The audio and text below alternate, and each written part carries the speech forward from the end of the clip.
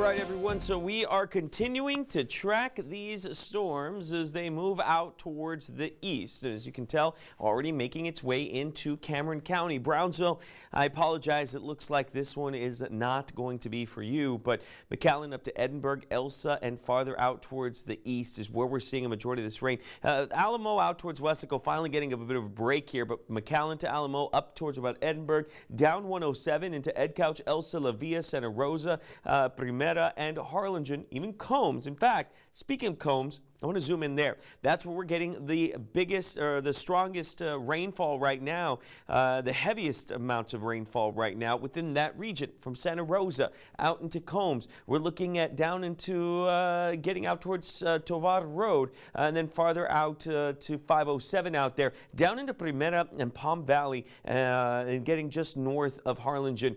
You're able to see this is the area where we've seen the most rainfall. There's Bass Boulevard right there, and then farther up into FM 2556, it looks like, where we've seen the most amount of rainfall falling within the area. This is a live look at our NBC 23 Far Bureau.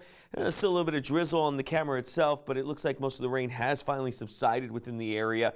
Things much calmer now compared to what we saw earlier. So the severe weather threat for tomorrow still marginal, because we have another chance of seeing another round of rain coming through. Let's go ahead and show you that right now.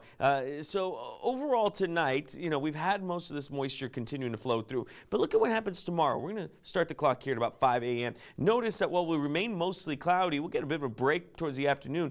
And then another round of rain is possible as we get out towards the overnight hours. Now, this model keeping everything to about 10 p.m., 11 p.m., midnight, kicking off some of the heavier showers by about 1, and that coming through the RGV all the way to about 5 a.m., 6 a.m. Now, is it going to be as heavy as the rain as we saw today? That remains to be seen. The thing is, we get that nice daytime heating within the area. I mean, look at the temperatures that we hit today, from 98 in Brownsville to 102 in McAllen. And even though we didn't break any records, this heat here gives the atmosphere the energy it needs. So when a storm does come through, we're expecting for the rain to have some of that food that it needs to really take off. So by 7 a.m. tomorrow morning, we're at about 80 degrees. By 8 a.m., we're looking at about 81 degrees with mostly cloudy skies. And even then, tomorrow, temperature's not going to work in our favor. Look at this, 96 in Brownsville, 99 as you get out towards Harlingen. We move out towards Willacy County, 100 degrees as we get out towards Losada. In Hidalgo County, 100 in McAllen, 100 in La Jolla, and out towards Starr County,